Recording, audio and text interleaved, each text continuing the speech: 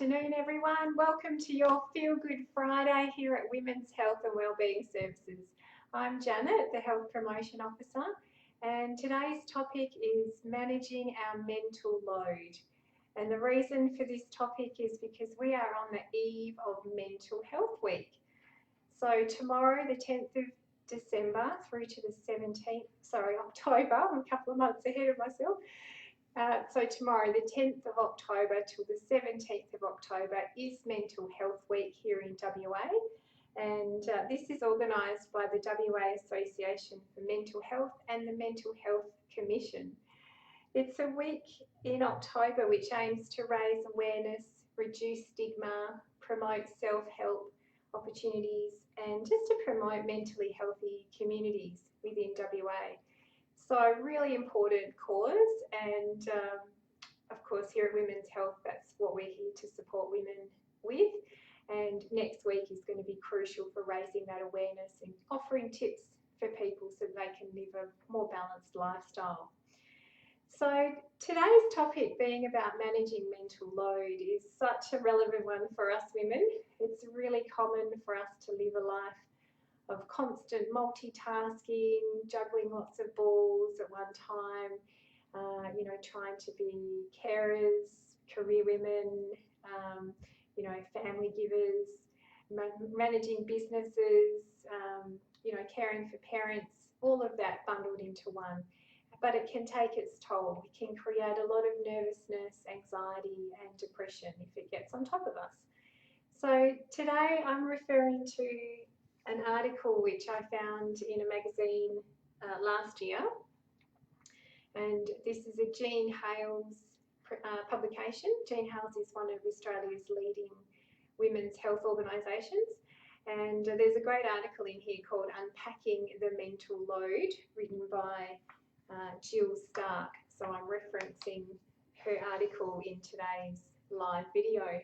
So if you're watching and you'd like to jump on and write some comments or add your suggestions as we go along, I would welcome that, and be happy to respond to those as we go through.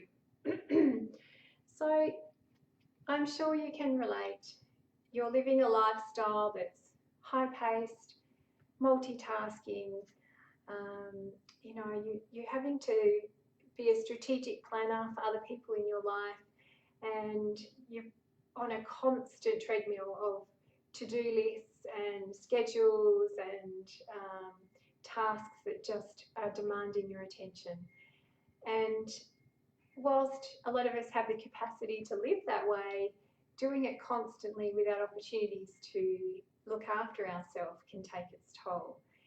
So it's been proven through studies that this is a big contribution to anxiety and depression, particularly in women who take on a lead caring role within their family environment, whether it's their own children or caring for their aging parents.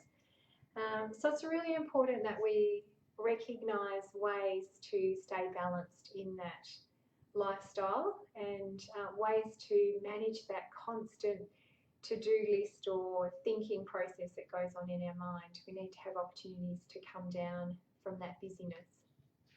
So we'll talk about some of those ideas as we go along. So the question is, how do we unpack that mental load? And one of the researchers that contributed to this article recommended living a more mindful life. And so this is about really trying to stay present in each moment that you're living, and really paying attention to what's going on around you, whether you're connecting with that child in front of you, or observing the environment as you take your dog for a walk, or really savouring the taste of the food that you're eating. By bringing your attention into the present moment, you give your brain a holiday from that constant checklist of things that need to happen, and you're able to be more productive and more effective in getting through the things that you need to do in the day if you're staying present with the one that you're working on. So we've talked in the past in some of these videos about living mindfully and some techniques on how to do that, and there's lots of great resources on the internet, so that's definitely a bit of homework that you can go away and look for yourself. yeah, just really, really paying full attention in the present moment to what you're doing is a really great way to create some balance to that monkey mind that's going on with the to-do list. A professor in this article also recommends that women create 30 minutes of fun time every day. So it's essentially a prescription for self-care. And whilst a lot of us women grapple with the guilt and the fear that we're seen to be selfish if we take time out for ourselves, it's actually really important for filling our own cup so that we're better able to be productive and give to those around us. So their tip or their advice in this article is to find something that really brings you joy and pleasure, whether it's sitting with a cup of tea and a book just to have some time out for yourself, whether it's to do something more active, going for a run or a bike ride, whether it's picking up the phone and connecting socially with a friend.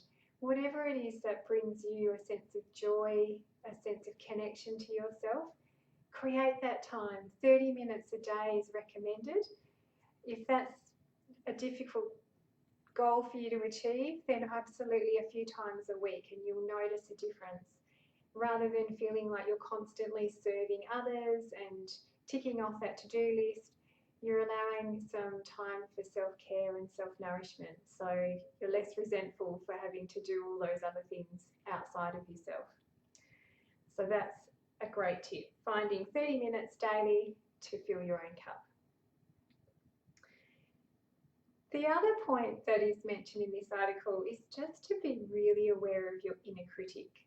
It is so common for us women to expect ourselves to be perfect all the time, to criticize ourselves when we forget something, or we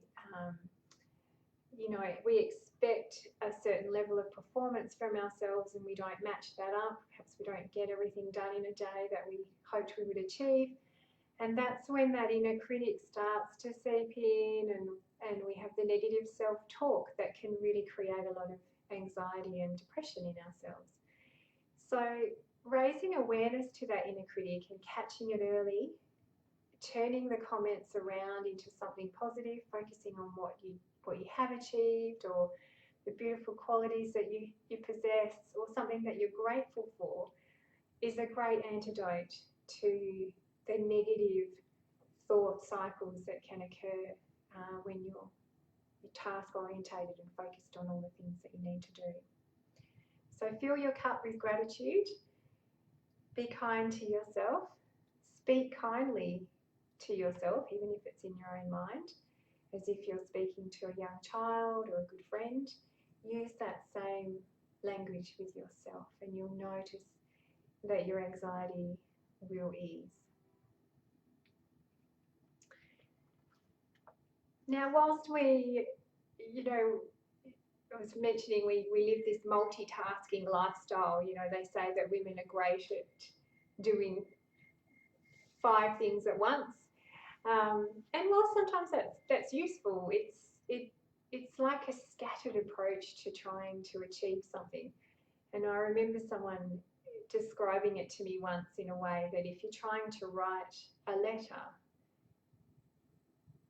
and you do it in a scattered approach, you're writing one letter or one alphabet letter at a time on the page and then coming back and filling the gaps. So you've got this really scattered approach. Whereas if you did it mindfully and started at the beginning and wrote in a sequential way, line by line, then you're still going to achieve the same outcome, but you've done it in a much more methodical and mindful way. So yeah, I guess that relates to this approach that we think, whilst we're cooking dinner, we can be writing in our diaries and watching or listening to a podcast, as well as watering the plants outside. We're trying to achieve 4 or 5 different things at once. Perhaps for our mental health, it's proven to be better to just focus on one thing at a time, even if it does take us a little bit longer. Anxiety and depression can come about in times of high stress and often these are related to times of great change in our life. And it's recognised that there are two stages in our lives that are particularly stressful, where we have, a large mental load and we're juggling lots of different roles. So these two stages in our lives are recognised as being when you've got young children. So you're having to perhaps, think for them, do things for them. You're trying to juggle work. You're trying to, organise their after-school activities, taking them to birthday parties. At the same time, you're still trying to be a friend to your friends. You're looking after your extended family and maintain a relationship with your partner. So when you've got young children, that's a time where it's really crucial to use some of these strategies to take time for yourself every day, fill your own cup, and recognise that you still exist in this network of demands that need to happen throughout the day. The other stage that's recognised as being a really high stress time is at the age of menopause, when we feel fatigued and we're also under the pressure of raising teenagers combined with the stress of caring for older parents. So we may have a little bit more self-awareness at this point in our life, but it's absolutely crucial to act upon that to create some self-care time as well.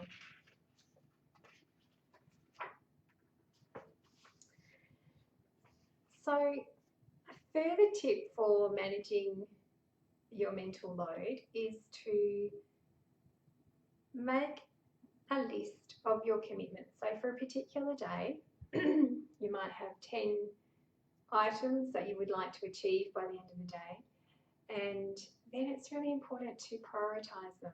So look at the list and decide what are the essential items. Pop 1, 2 and 3 next to those items. They're the ones that you're going to start with. Then work out which ones can be delegated, and don't be afraid to ask for help. It's one of the most valuable life lessons that I've learned, is to ask others to help you with the things that you need to do. And then at the bottom of that list, the last 2 or 3 things, you may be able to identify a couple of those items that can be delayed. Initially, you might think they had to be done today, but on reflection, perhaps they can be put off until tomorrow, or even next week, or possibly forever. So be realistic about your to-do list and decide which ones are essential, which ones can be delegated, and which ones can be delayed. And that will give you some clarity around where to start. And then if you do at least achieve those top 3 on the list, then you should feel a sense of accomplishment at the end of the day. I remember when my children were young and I was used to, a very sort of task-orientated approach from work, and I would write a to-do list of, household items or household duties or phone calls to make or tasks to achieve around the house while my children were young. And I used to think that if I got to the end of that list at the end of the day, I'd feel really good. But the opposite was true. I would feel exhausted and still, anxious at the end of the day, because I had been constantly working through carrying that mental load the whole day, and I wasn't giving myself any breaks. So this article really resonates with me now, hindsight, that it is so important to take some time out to fill your cup, do things that really give you joy. And additionally, it's really important to take care of 3 other aspects every day. Carving out time for regular exercise. So that can be vigorous exercise, or it can be something that slows you down. So things like walking, bike riding, aerobics, that sort of thing for vigorous activity. Or if you need something that's going to calm you down, so something perhaps like yoga, meditation, mindful walking through the bush, recognising which type of exercise is going to balance you and give you a break from that monkey mind. And then secondly, making sure that you're getting enough sleep.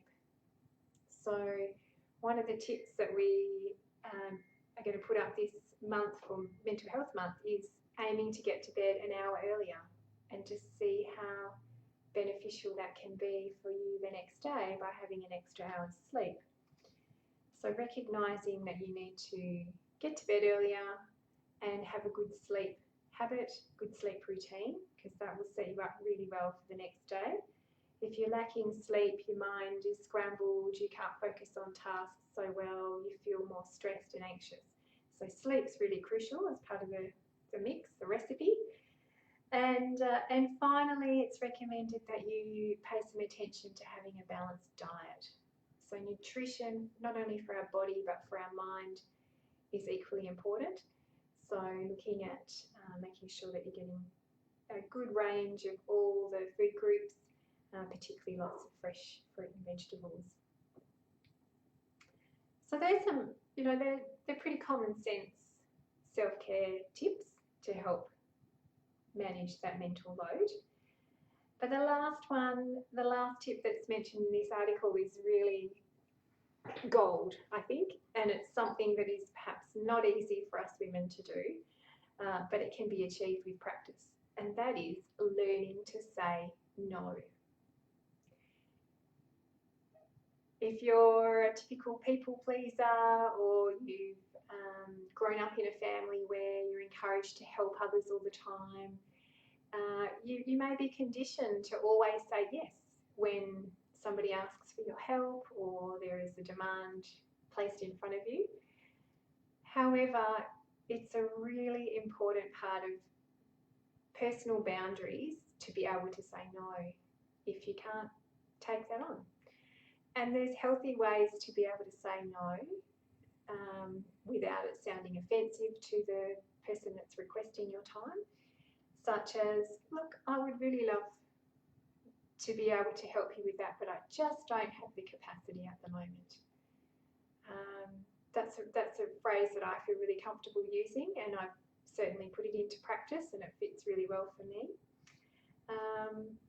Another suggestion here in the article is that, oh gee, thanks for asking me to be on the committee. I'm really flattered. Perhaps another time, just not right now. So you can do it in a gracious way, but still not adding to your mental load by taking on more. And being honest with people and role modelling that, I think it's really healthy. When I see other women setting those boundaries for themselves, it in a sense gives me permission to do that as well. And I certainly role model it for my own daughter now. I think it's such a great life skill that can be taught from a young age. So it is not a selfish act to say no. It's actually a really healthy way of setting boundaries for yourself and taking care of yourself. So finally, the article also says when you're grappling with your mental load and the to-do list and the demands of every day, always stay focused on what's really important to you.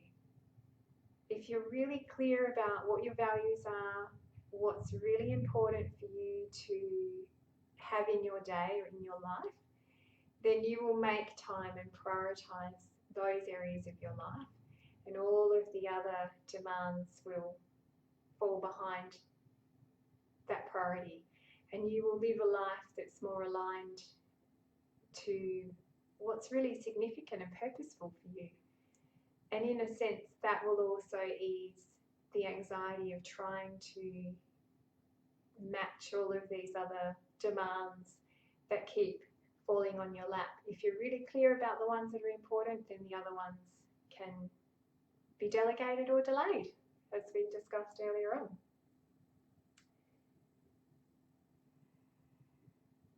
So I encourage you to try these tips. They may sound really obvious and simple, but until you're practicing them and you're using them regularly, they won't feel natural. They're things that do require some practice to make them a habit. And honouring yourself and your own self-care is such a gift that you can give yourself, which will hopefully reduce your mental load. And taking that time out for yourself actually will mean that you'll be more productive for the rest of the day. So I encourage you to take that prescription of 30 minutes of fun, whatever that is for you, make it work, prioritize what's important to you, focus on those areas, and the rest can just wait. So from all of us here at Women's Health and Wellbeing Services, we wish you a fabulous Mental Health Week. Stay tuned to our Facebook page. We will have some more tips for you throughout the week. And if you'd like to know more about ways to manage your mental health or reduce your stress load, I will send a link. I'll put a link in our comments page to the Jean Hales Foundation. They've got some great articles there. And we've also got some great blogs and videos on our website as well. So stay tuned and good luck with managing your mental load. Thanks for watching and have a great weekend. We'll see you next week. Bye.